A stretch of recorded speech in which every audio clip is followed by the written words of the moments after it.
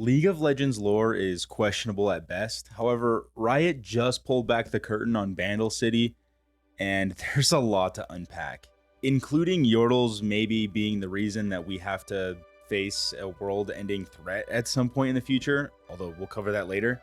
First, let's talk about what we already know about Bandle City.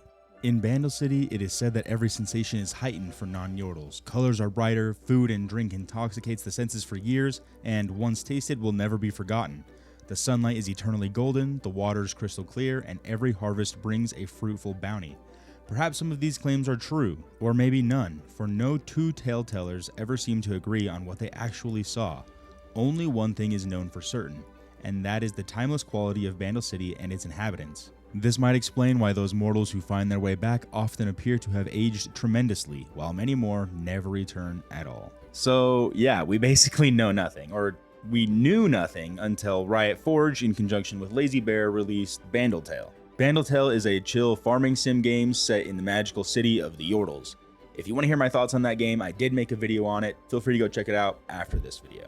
With Bandle City being a self-contained pocket within the spirit realm, our experiences with Yordles are limited to the ones that we have in League of Legends. Typically, we know Yordles as the short, furry, and lovable characters of League. In Bandle Tale, however, we learn that there is a lot more diversity among the Yordles than we previously believed.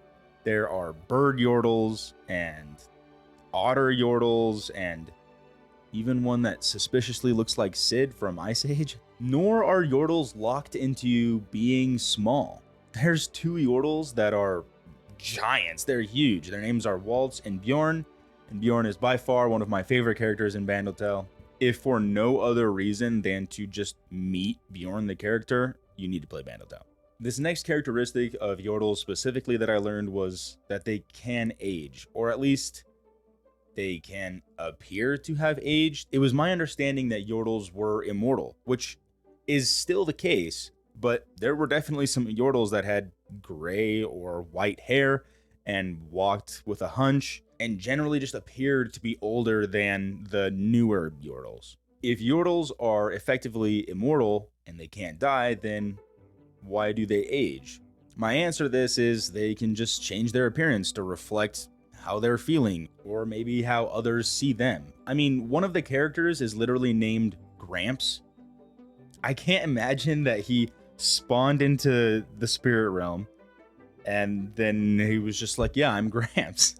He just decided on day one, I'm old and that's just gonna be me. I don't know. The next thing that I learned from Bandle Tale is, how does Yordle magic work? Basically, the answer that I got was that Yordle magic works through the power of friendship and emotions. It's your typical anime answer.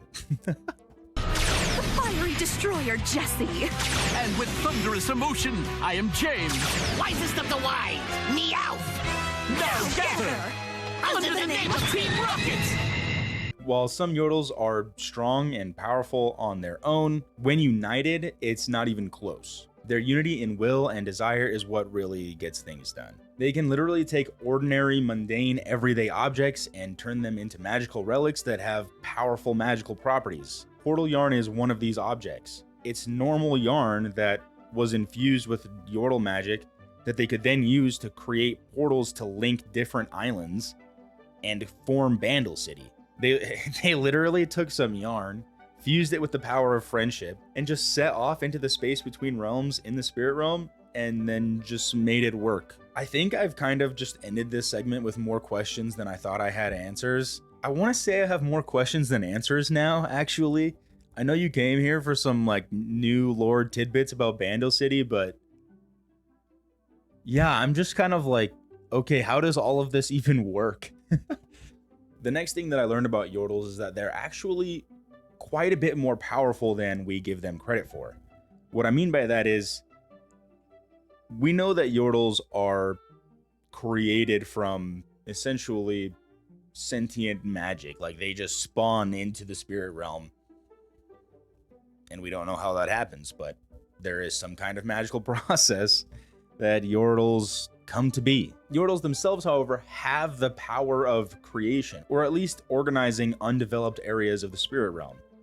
Bandle City is not a direct reflection of the mortal realm, like lots of other parts of the spirit realm are, which is one of the things that makes it so unique. Yordles quite literally have the power to make pocket universes that are self-contained, that don't have to be a reflection of the physical realm. Bandle City itself, as we know it, is 5 islands that reflect emotions or professions, and each island started as a blank canvas.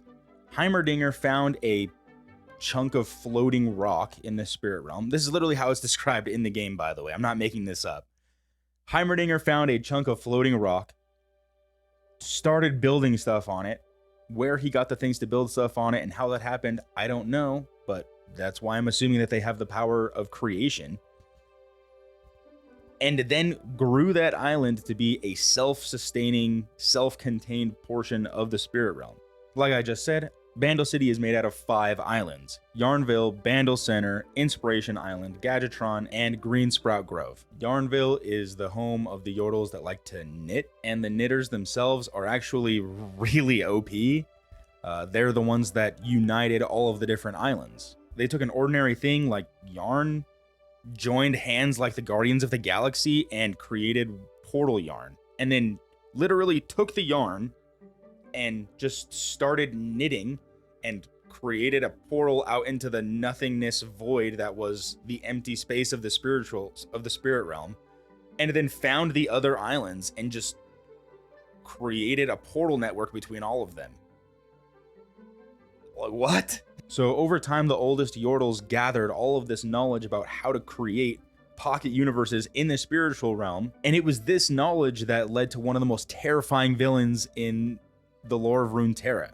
I said at the beginning of this video that the Yordles were responsible for a potential world-ending threat, and I mean that. And that world-ending threat that the Yordles are responsible for is Mordekaiser. In Vhagar's biography, we learn that he was tortured and kept prisoner in the basement of the Immortal Bastion for who knows how long. According to him, it felt like hundreds, maybe even thousands of years. Imprisoned in the heart of the warlord's new monolithic fortress, Vhagar was forced to turn his magic to darker purposes. Knowing that Yordles were craftier than any of the mortal races, Mordekaiser bound Vhagar to the physical plane, preventing him even from escaping to Bandle City. He was not the only captive in that hellish place, but such isolation was the worst and most cruel form of torture for a Yordle. Vhagar performed grisly enchantments against his will, some strengthening his master's domain.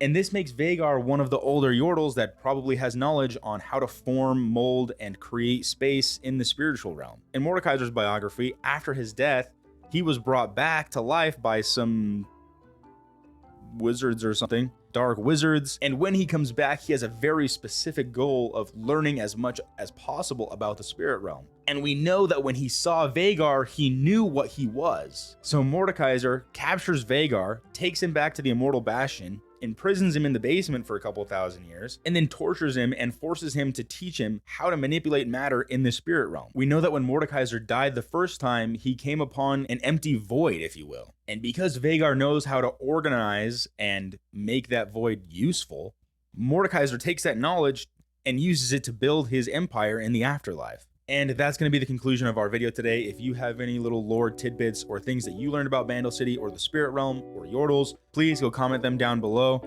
and let me know what I may have missed or what you thought was interesting. On this channel, I do game reviews, storytelling, gaming adventures, you name it. And if that interests you or the discussions that I'm having interest you, go ahead and drop a sub, and I'll see you guys in the next one.